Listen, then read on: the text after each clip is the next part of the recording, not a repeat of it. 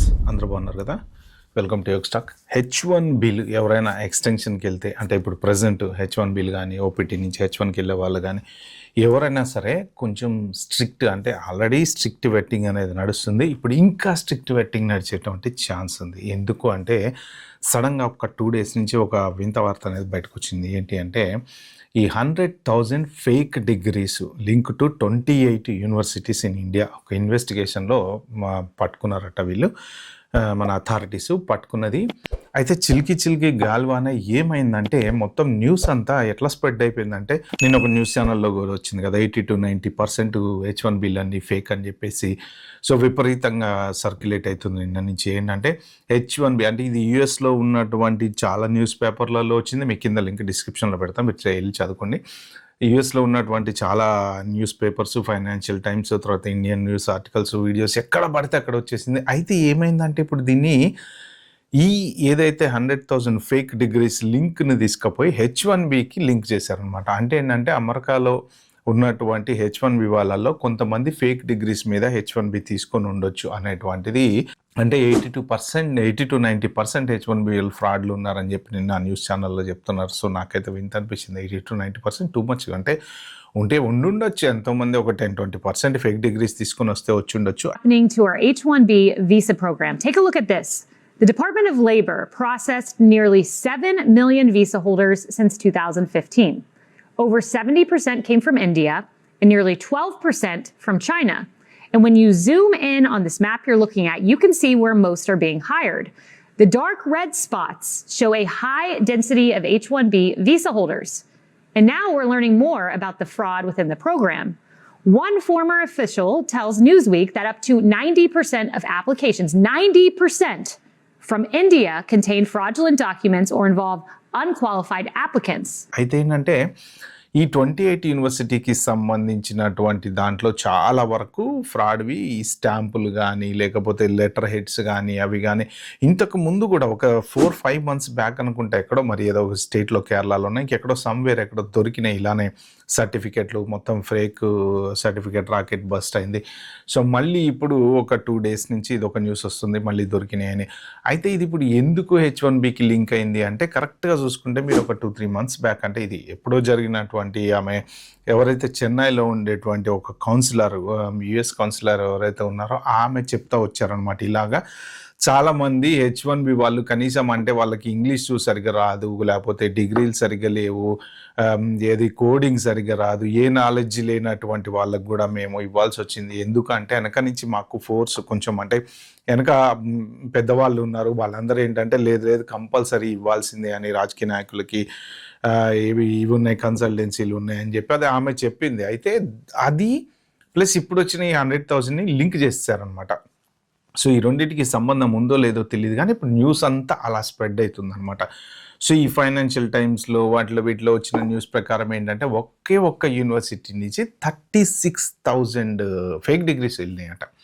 So ఇప్పుడు authorities వచ్చేసి వాళ్ళు, మన ఇండియాలో ఇన్వెస్టిగేషన్ ఏం జరుగుతుంది అంటే, ఎవరెవరైతే ఈ ఫేక్ డిగ్రీస్ తీసుకున్న వాళ్ళు ఉన్నారో వాళ్ళు ఏమన్నా ఎక్కడైనా అబ్రాడ్ వెళ్ళటానికి దీన్ని మిస్యూజ్ చేసుకొని వాడుకున్నారా అనేటువంటిది కూడా చెక్ చేస్తున్నారంట. అంటే కొన్ని ఇన్వెస్టిగేషన్లలో న్యూస్ పేపర్ ప్రకారం వాళ్ళు రాసింది ఏంటంటే, యాజ్ లిటిల్ యాజ్ $1,400, అంటే ఒక్కొక్క ఫేక్ డిగ్రీ దగ్గర $1,400 వరకు అమ్మారు అనేది చెప్తున్నారనమాట. అంటే ఇప్పుడు ఈ లింకులు రెండు ఒకటేటప్పటికి ఏమవుతుందంటే, అప్పుడు ఆమె చెప్పినటువంటి చాలామంది ఫేక్ వాళ్ళు వచ్చారు అని చెప్పేసి ఇప్పుడు ఈ ఫేక్ డిగ్రీస్ ఈ రెండు బర్స్ట్ అయ్యేటప్పటికి ఈ రెండు కలిపారు. కానీ అసలు సబ్జెక్టులు అయితే రెండు వేరు, దానికి సంబంధం లేదు, దీనికి సంబంధం లేదు.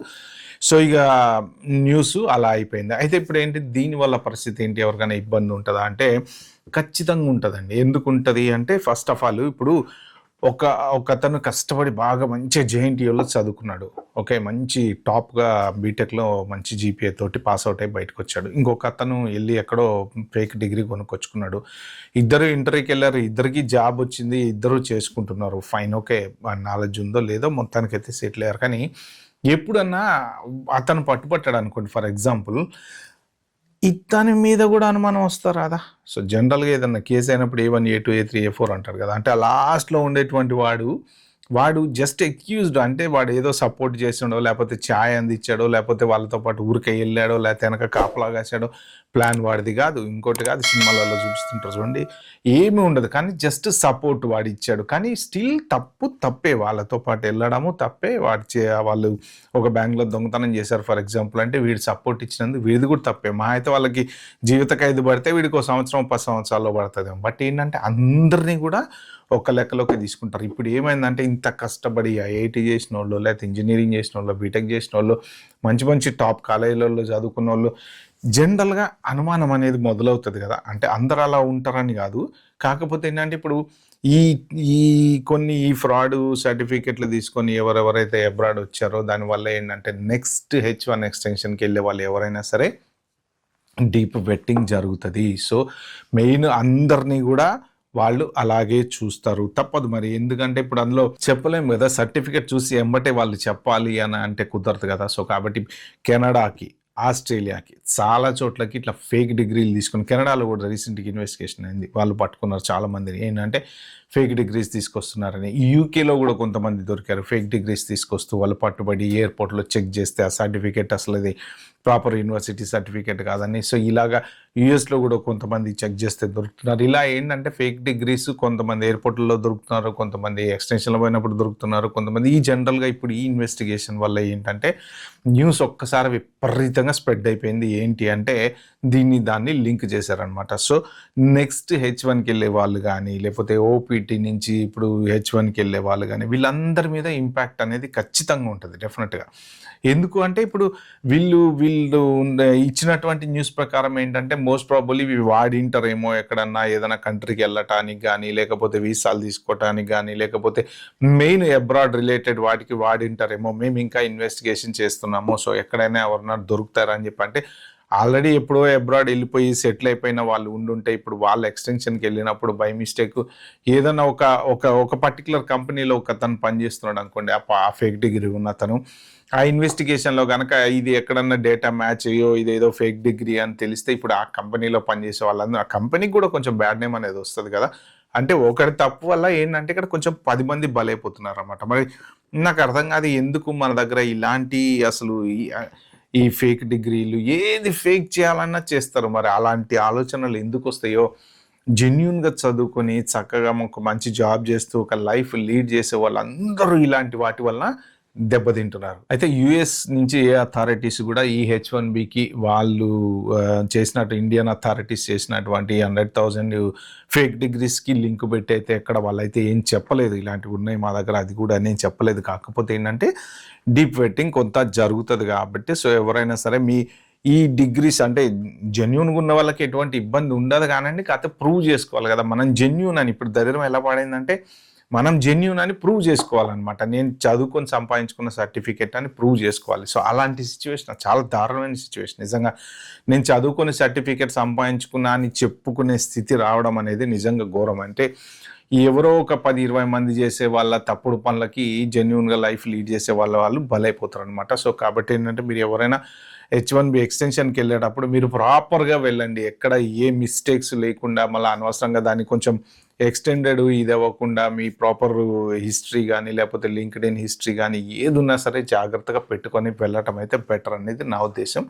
అయితే ఒకటి, ఎవరైనా సరే ఫేక్ డిగ్రీలతో కనుక మీరు వచ్చుంటే యూఎస్కి కానీ, లేకపోతే కెనడాకి కానీ, ఆస్ట్రేలియాకి కానీ ఏదో ఒక కంట్రీ కనుక వెళ్ళింటే కనుక సీరియస్ ప్రాబ్లం అయితే ఫేస్ చేస్తారు. ఎందుకు అంటే ఇప్పుడు ఇది న్యూస్ ఏదైతే ఉందో ఇది బయటకు వచ్చి మొత్తం ప్రపంచం అంతా సర్క్యులేట్ అయిపోయింది కాబట్టి ఏంటంటే ప్రతి చోట కూడా అలర్ట్ అవుతారు, ప్రతి చోట కూడా ప్రాపర్గా చెకింగ్స్ అనేవి జరుగుతాయి. అది ఏ దేశం అన్నా కావచ్చు, కానీ మీరు ఎక్కడైనా దొరికారు అంటే మాత్రం మీ వీసా పోయేటువంటి ఛాన్స్ ఉంటుంది, డిపోర్ట్ అయ్యేటువంటి ఛాన్స్ ఉంటుంది, బార్ అయ్యేటువంటి ఛాన్స్ ఉంటుంది. ఎస్పెషల్లీ మిస్రిప్రజెంటేషన్ అండ్ చీటింగ్ చాలా సీరియస్ అబ్రాడ్ కంట్రీలలో. సో మీరు ఎవరైనా ముందే ఆలోచించుకోండి, మీ దగ్గర అలాంటివి కనుక ఏమైనా ఉన్నాయి, అలా వెళ్ళారు, మీరు అలా సెటిల్ అయ్యారు లైఫ్లో అని అనుకుంటే, అబ్రాడ్లో అని అనుకుంటే మాత్రం. బట్ అదర్ దాన్ దట్ జెన్యూన్గా ఉన్న వాళ్ళు మాత్రం గ్రీన్ కార్డు ప్రాసెసింగ్కి వెళ్ళినా, లేకపోతే H1B ఎక్స్టెన్షన్కి వెళ్ళినా, చేంజ్ ఆఫ్ ఎంప్లాయర్కి వెళ్ళినా మాత్రం మీరు ప్రాపర్గా మీ ఫైలింగ్ అనేది జాగ్రత్తగా చేసుకోండి, ఎక్కడ కూడా తప్పు లేకుండా అయితే చూసుకోండి. ఓకే ఫ్రెండ్స్, ఇది వీడియోని చెప్తాను అనుకుంది. వీడియో మీకు నచ్చినట్లయితే లైక్ చేసి subscribe my channel. Thank you, బాబాయ్, హ్యావ్ గుడ్ డే.